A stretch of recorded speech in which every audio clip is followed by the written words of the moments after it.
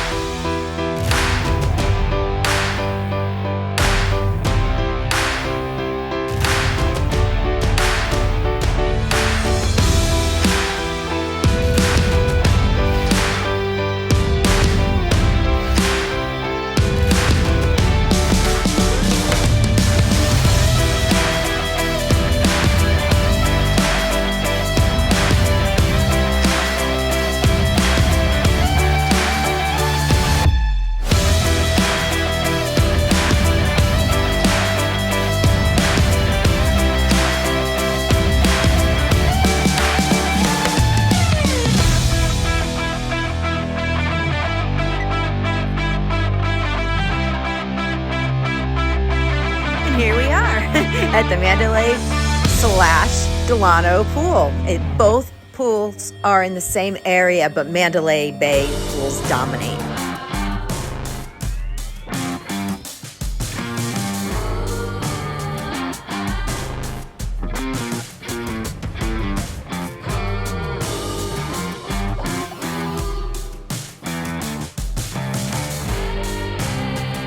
Delano has a little small real estate here.